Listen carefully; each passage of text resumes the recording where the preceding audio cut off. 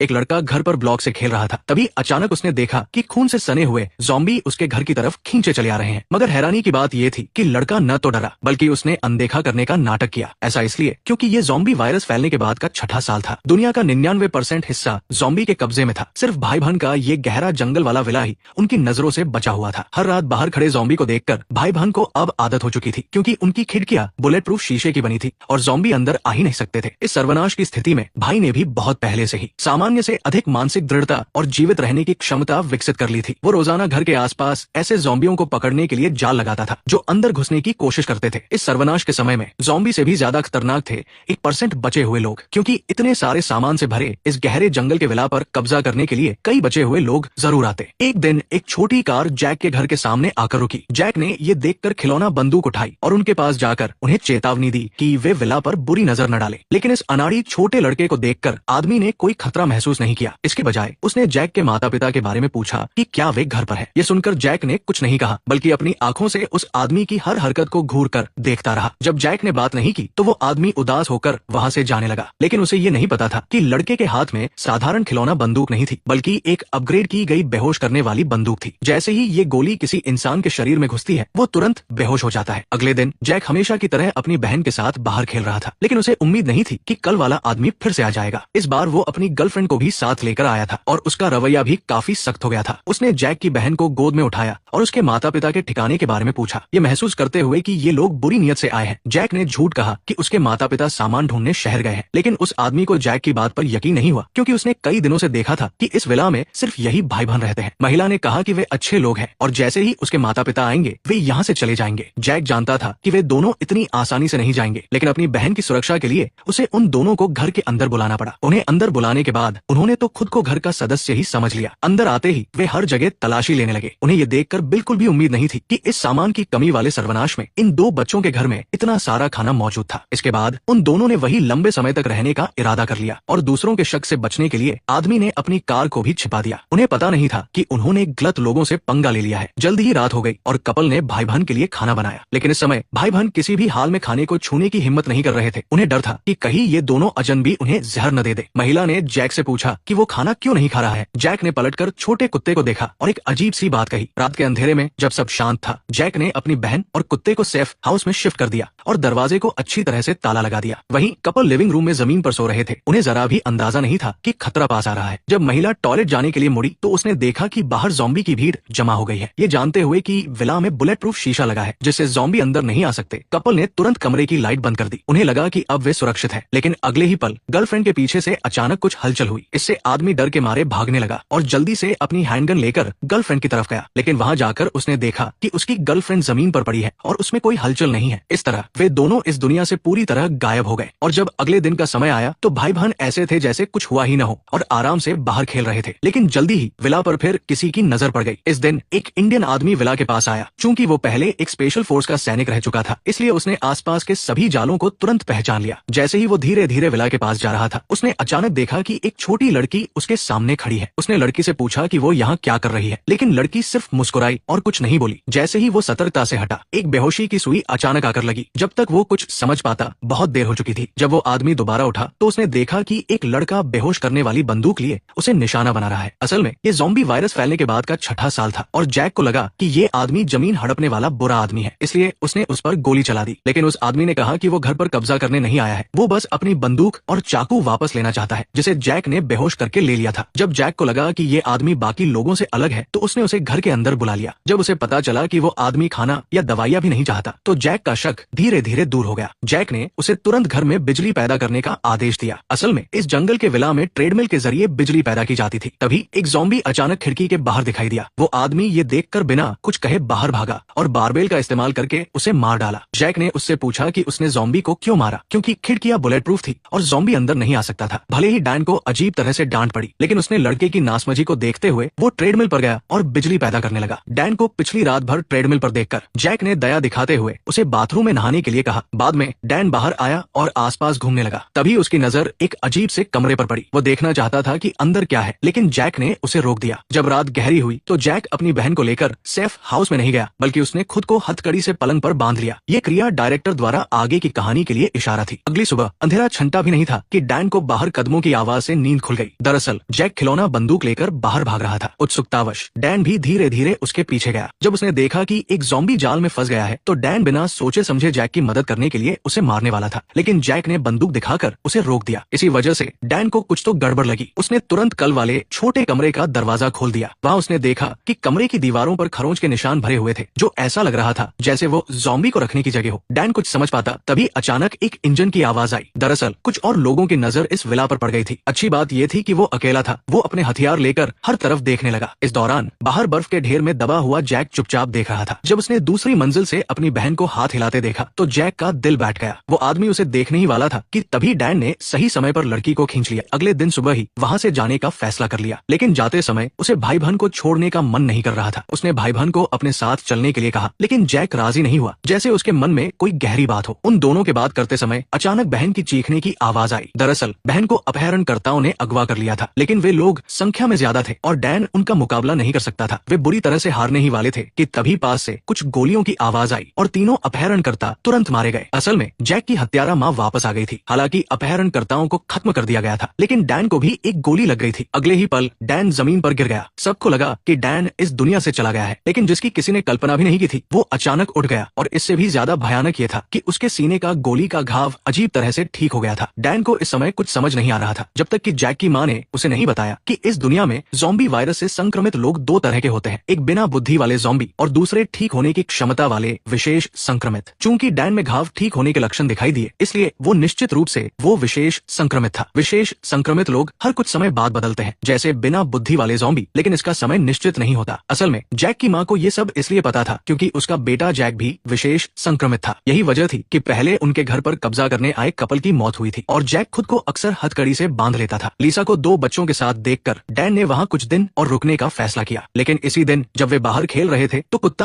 अचानक जैक पर जोर से भौंकने लगा। स्पष्ट रूप से इसका मतलब था कि जैक जल्द ही बदलने वाला था। परिवार की सुरक्षा के लिए लीसा को मजबूरी में जैक को कुछ देर के लिए छोटे अंधेरे कमरे में बंद करना पड़ा। काफी देर तक बेटा उस छोटे अंधेरे कमरे में संघर्ष करता रहा। कोई रास्ता न देखकर डैन और लीसा ने बारी बारी से उसकी पहरेदारी की। उन्हें लगा था कि बेटे को कुछ दिनों के लिए बंद करने से सब ठीक हो जाएगा, लेकिन तभी छोटी बेटी खेलते समय गलती से गिर गई। चूंकि लड़की को जम से दिल की बीमारी थी और इस ज़ॉम्बी वायरस से भरी दुनिया में लड़की को बचाने का एकमात्र तरीका ये था कि उसे विशेष संक्रमित बना दिया जाए, जिससे उसे ठीक होने की शक्ति मिल जाती। लेकिन विशेष संक्रमित बनने की संभावना बहुत कम थी। जब लीसा ने ऐसा करने से लगातार मना कर दिया तो डैन के पास भी कोई और रास्ता नहीं बचा। वो बस चुपचाप लड़की के इस दुनिया से जाने का इंतजार कर सकता था। जैक के बदलने की प्रक्रिया खत्म होने के बाद डैन ने भी अब वहाँ नहीं रुकने का फैसला कर लिया, क्योंकि उसे उत्तर दिशा में अपनी पत्नी को ढूंढने जाना था। जब लीसा ने देखा कि डैन जाने पर अड़ा हुआ है तो उसने उसे और नहीं रोका। इस तरह विला में सिर्फ लीसा और उसका बेटा रह गए। उन्हें पता नहीं था कि डैन जल्द ही वापस आएगा, क्योंकि उसी रात जब वो जंगल में आराम कर रहा था तो अचानक भारी संख्या में ज़ॉम्बियों ने उस पर हमला कर दिया। अपनी जान बचाने के लिए उसे तुरंत विला की तरफ वापस भागना पड़ा, लेकिन वापस आते ही उसने देखा कि कुछ लोगों ने विला को घेर रखा है। जाहिर है ये लोग बुरी नियत से आए थे। लीसा को बचाने के लिए रिटायर्ड स्पेशल फोर्स के सिपाही डैन ने तुरंत इलाके का जायजा लिया, फिर अपनी जंग लगी हुई मिलिट्री चाकू निकाली और धीरे धीरे विला के अंदर घुसना शुरू किया। जब मुख्य गुंडे को पता चला तब तक डैन उसके सामने पहुंच चुका था। खतरे के समय डैन ने जैक को एक इशारा किया और बिना किसी झिझक के अपना गला काट लिया। जब सभी लोग हैरान थे तभी एक अजीब चीज हुई। डैन का घाव तेजी से ठीक होने लगा और वो उठकर विशेष संक्रमित बन गया। उसने तुरंत उन लोगों को मार डाला। सुरक्षित रहने के लिए लीसा अपने बेटे को लेकर जल्दी से सेफ हाउस में छिप गई। जब डैन को दोबारा होश आया तब तक एक हफ्ता बीत चुका था। जमीन पर लाशें बिखरी पड़ी थी, लेकिन विला में लीसा और जैक गायब थे। दरअसल